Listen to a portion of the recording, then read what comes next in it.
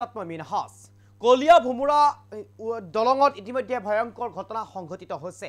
এখন বাহনে দলঙৰ ৰেলিং ভাঙি ব্ৰহ্মপুত্ৰৰ বুকুত পৰা পৰিলক্ষিত হৈছে। ইতিমধ্যে উদ্ধাৰ অভিযান চলি আছে। এক ভয়ংকৰ দুৰ্ঘটনা সংঘটিত হৈছে কলিয়া ভুমুৰা পুৰণি দলঙত। কলিয়া ভুমুৰাৰ পুৰণি দলংখনত এনেদৰে এই যিখন বাহন আছে এই বাহনখন দুভাগ হৈ ব্ৰহ্মপুত্ৰৰ বুকুত পৰা পৰিলক্ষিত হৈছে। ইতিমধ্যে চালক আৰু হেণ্ডিমেনক উদ্ধাৰ কৰিবলৈ সক্ষম হৈছে। মৃত অৱস্থাত উদ্ধাৰকাৰী দলে বৰ্তমান অব্যাহত আছে উদ্ধাৰ অভিযান। এই মুহূৰ্তত সবিশেষ ল'বলৈ চেষ্টা কৰিছোঁ। ভয়ংকৰ দুৰ্ঘটনা সংঘটিত হৈছে পুৰণি কলিয়া ভুমুৰা দলঙত। অঘটন। দলঙৰ ৰেলিং ভাঙি ব্ৰহ্মপুত্ৰৰ বুকুত পৰিলে এখন বাহন। দলঙৰ ৰেলিং ভাঙি ব্ৰহ্মপুত্ৰৰ বুকুত পৰিছে এখন বাহন। ইতিমধ্যে তেজপুৰ দিশৰ পৰা আহি থকা বাহন এখনে নিয়ন্ত্ৰণ হেৰুৱাই বাগৰি পৰিল ব্ৰহ্মপুত্ৰৰ বুকুত। তেজপুৰৰ দিশৰ পৰা আহি থকা বাহন এখনে ব্ৰহ্মপুত্ৰৰ বুকুত পৰা পৰিলক্ষিত হৈছে। বাহনখনত আছিল দুগৰাকী ব্যক্তি আৰু ইতিমধ্যে চালকজনক উদ্ধাৰ কৰিবলৈ সক্ষম হৈছে উদ্ধাৰকাৰী দল।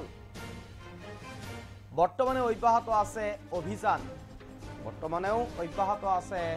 অভিযান। এই মুহূৰ্তত সবিশেষ ল'বলৈ চেষ্টা কৰিছোঁ। পুৰণি কলিয়া ভুমুৰা দলঙত অঘটন সংঘটিত হৈছে। ঘটনাস্থলীত আৰক্ষী প্ৰশাসন উপস্থিত হৈ আৰম্ভ কৰিছে ইতিমধ্যে তদন্ত।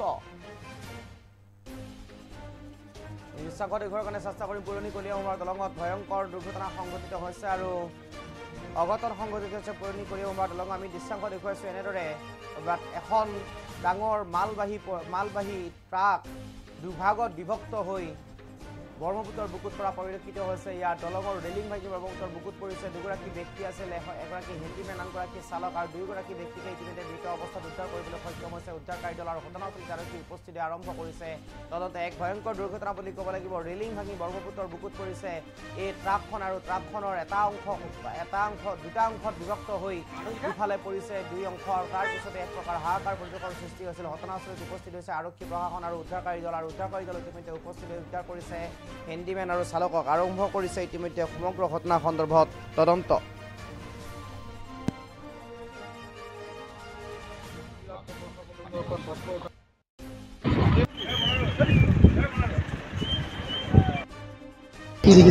গাড়ীখন মানে আমি ধাৰণা কৰাৰ মতে কলিয়াবৰৰ ফালে তেজপুৰৰ পৰা গাড়ীখন কলিয়াবৰ অভিমুখে আহি থকা অৱস্থাত ব্ৰিজৰ প্ৰায় 4 নম্বৰ 5 নম্বৰ মানৰ খুঁটাৰ ওপৰত গাড়ীখন এক্সিডেণ্ট হৈ পেলাই ট্ৰেইলাৰ গাড়ী এখন তলত পৰিছে।